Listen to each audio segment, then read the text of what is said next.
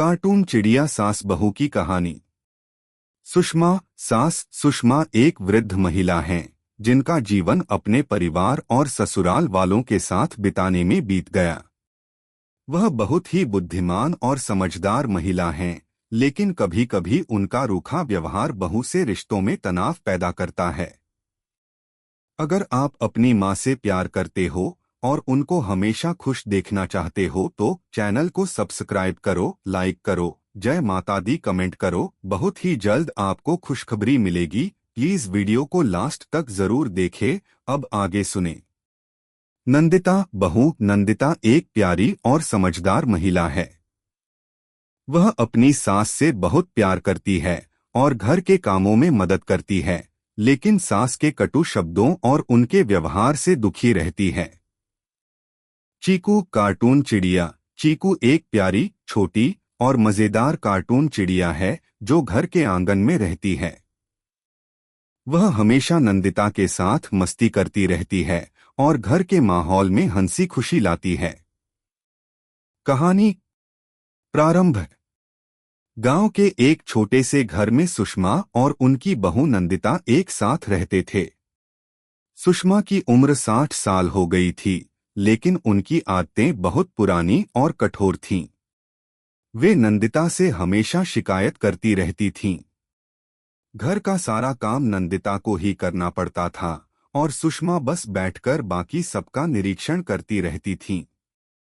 नंदिता एक मेहनती लड़की थी, लेकिन सास के व्यवहार से हमेशा परेशान रहती थी।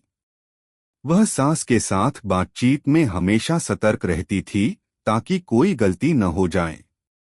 नंदिता के जीवन में एक साथी था। उसका नाम था चीकू, एक छोटी सी कार्टून चिड़िया जो हमेशा उसके आसपास रहती थी। चीकू नंदिता की सबसे अच्छी दोस्त थी। वह नंदिता के अकेलेपन और दुहक को समझती थी और हमेशा उसे हंसाने की कोशिश करती थी।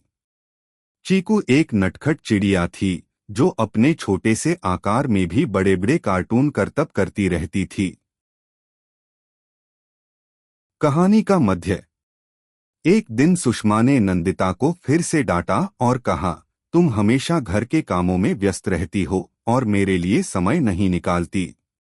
तुम कभी भी घर का काम ठीक से नहीं करती।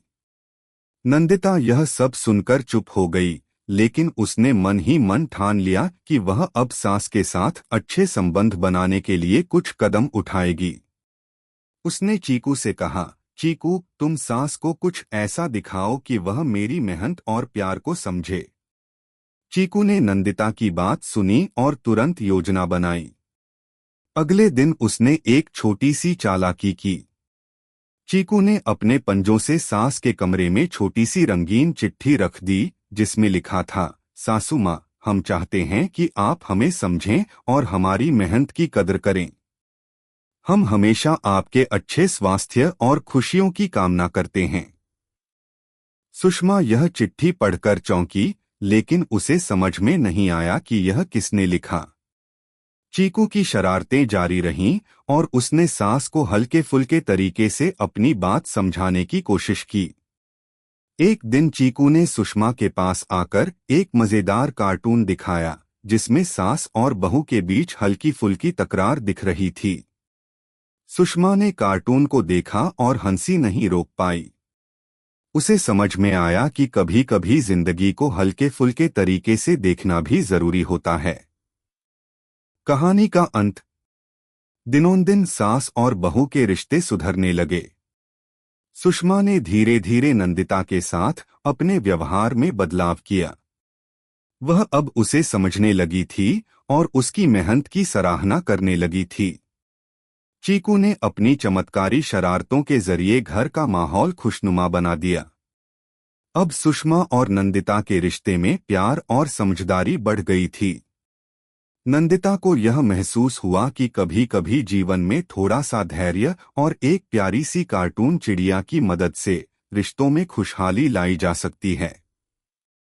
कैसी लगी आपको कहानी? प्लीज कमेंट करो, लाइक करो, सब्सक्राइब करो। धन्यवाद।